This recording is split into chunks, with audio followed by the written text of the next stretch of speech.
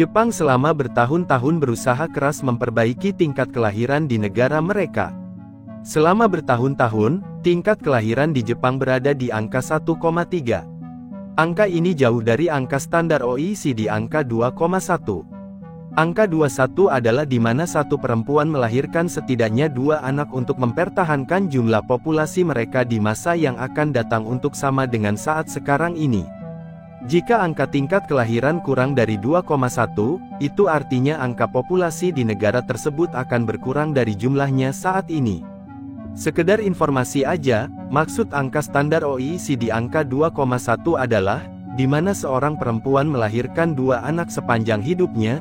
2 anak ini posisinya adalah menggantikan si perempuan ini dan suaminya di masa yang akan datang, sehingga sepasang suami istri yang terdiri dari 2 orang, akan digantikan oleh anaknya yang 2 orang ini di masa yang akan datang.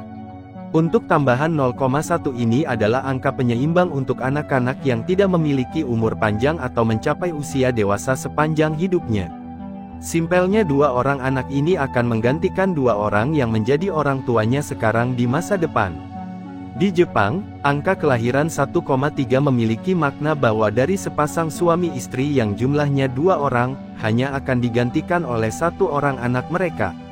Itulah kenapa angka ini menunjukkan penurunan populasi di masa depan yang akan dialami oleh Jepang. Tingkat angka kelahiran ini pastinya juga sejalan dengan tingkat kelahiran di Jepang setiap tahunnya. Di tahun 2015, angka kelahiran di Jepang itu berada di angka 960.000. Di tahun 2022, angka kelahiran di Jepang turun menjadi 800.000 kelahiran. Di tahun 2023, kembali turun menjadi 727.000 kelahiran. Jika tingkat kelahiran di Jepang tidak bisa diperbaiki, maka angka kelahiran setiap tahunnya akan selalu turun. Dan salah satu yang ditakutkan oleh pemerintah Jepang adalah kepunahan bangsa Jepang di masa yang akan datang. Untuk tahun 2060, diprediksi masyarakat asli Jepang akan tersisa 87 juta orang saja, dengan 40%-nya adalah orang-orang di usia 65 tahun ke atas atau sudah tidak produktif lagi. Untuk mencegah hal-hal buruk yang tidak diinginkan terjadi, selama bertahun-tahun pemerintah Jepang berusaha keras mengatasi masalah ini. Berbagai upaya dan program diluncurkan, agar tingkat kelahiran ini membaik. Pemerintah Jepang tidak hanya bekerja untuk mendorong naiknya tingkat kelahiran, tapi juga harus melawan paradigma atau pemikiran baru seperti gerakan anti menikah dan child free. Salah satu penyebabnya adalah karena banyak pasangan enggan mempunyai anak. Biaya untuk membesarkan anak tidaklah sedikit. Apalagi jika tinggal di kota metropolitan seperti Tokyo dan Osaka, biayanya bisa berlipat ganda. Khawatir tidak mampu membiayai anak dengan baik, tak jarang pasangan di Jepang lebih memilih untuk memelihara anjing atau kucing untuk menemani masa tua mereka. Ketidakpastian lapangan pekerjaan juga menjadi hambatan bagi para pria muda untuk menikah. Tidak memiliki pekerjaan dan penghasilan yang tetap menjadikannya kandidat yang kurang ideal di mata wanita. Tak sedikit juga wanita yang cenderung menunda untuk menikah karena mengejar karir dan menunggu datangnya perfect. Sama halnya dengan pesan orang tua kita, selalu ingat bibit, bebeit, dan bobot dalam memilih pasangan. Karena menunda terlalu lama, banyak pasangan menjadi kesulitan memiliki keturunan karena sudah melewati usia produktif. Selain itu, di Jepang juga sudah tertanam pembagian peran pria dan wanita dalam rumah tangga. Pria diwajibkan untuk mencari nafkah bagi keluarga dan wanita ditugaskan untuk mengurus orang tua dan mengasuh anak di rumah. Menjadi seorang ibu di Jepang juga dituntut untuk membesarkan anak yang berhasil dan sukses dalam sistem pendidikan yang kompetitif.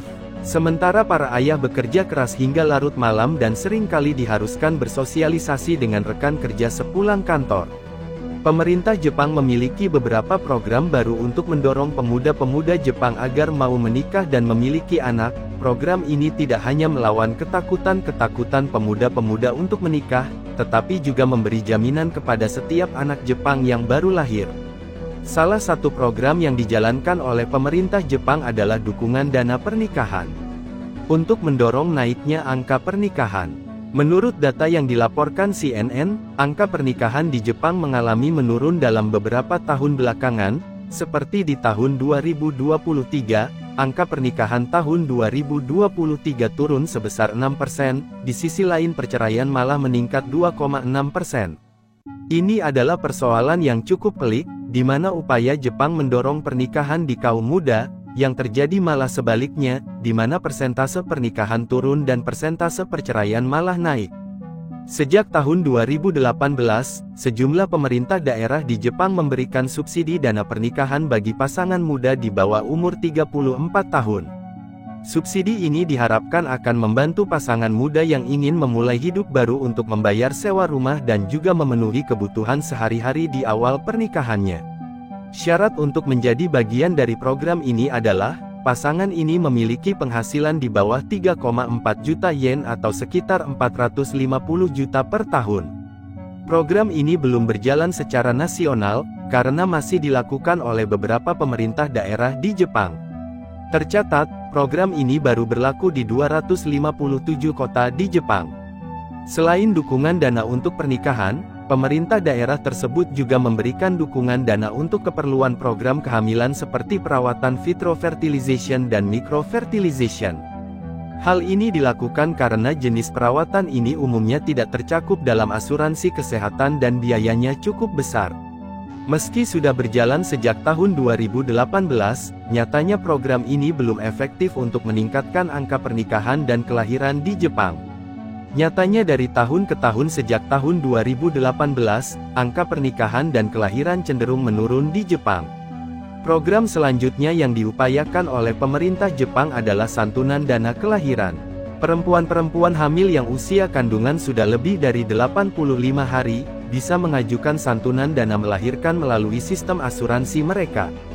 Dana santunan ini disebut Childbirth and Childcare Lump Sum Grant. Tujuan program ini adalah meringankan beban biaya melahirkan di Jepang yang cukup besar. Tidak ada persyaratan khusus untuk program ini, yang artinya semua perempuan yang sedang hamil di Jepang, bisa mendapatkan keuntungan dari program ini selama mereka tercatat dalam sistem asuransi milik pemerintah atau tempat mereka bekerja yang sudah tercatat di pemerintah. Program ini juga bisa dilanjutkan dengan program dana tunjangan anak. Program dana tunjangan anak ini hanya ditujukan bagi keluarga yang kurang mampu. Anak-anak yang baru lahir hingga mereka berusia 12 tahun bisa mendapatkan dana tunjangan dari pemerintah Jepang. Program ini kemudian direvisi pada tahun 2024, di mana usia anak yang bisa mendapatkan dana tunjangan ini adalah anak berusia di bawah 18 tahun.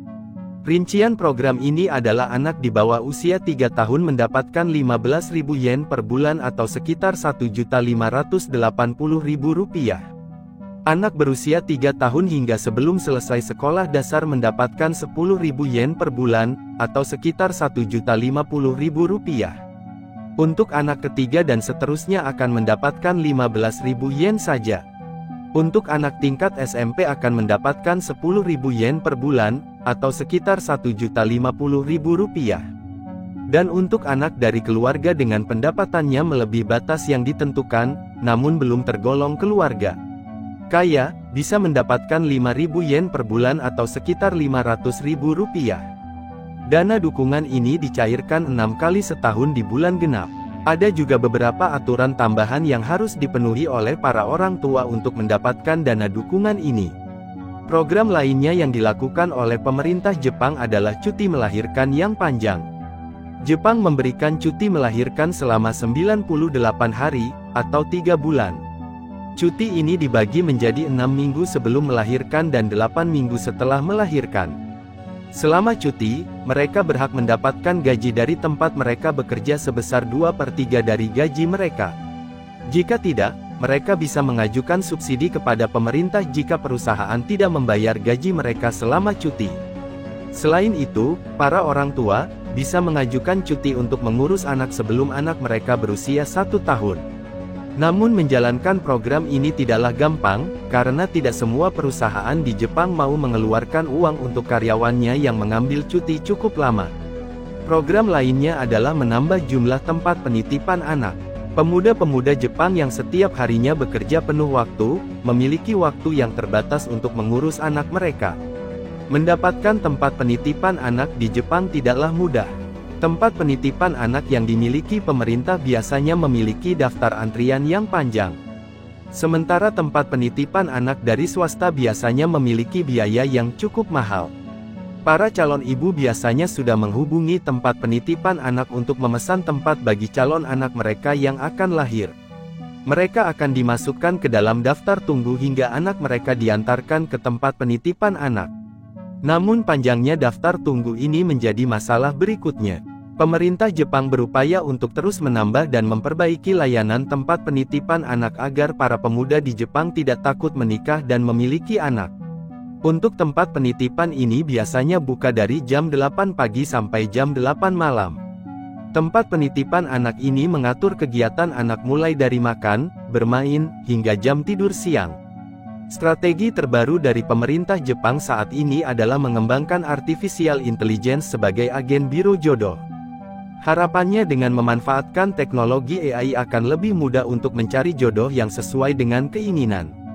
Pemerintah Jepang hingga sekarang terus berupaya memperbaiki tingkat kelahiran di negara mereka. Jika angka kelahiran ini terus menurun, maka ditakutkan mereka akan sampai di titik di mana semua orang yang tinggal di Jepang bukan lagi masyarakat asli Jepang, melainkan masyarakat asing yang mendatangi wilayah tersebut. Orang asli Jepang perlahan-lahan akan hilang dan tergantikan oleh warga asing.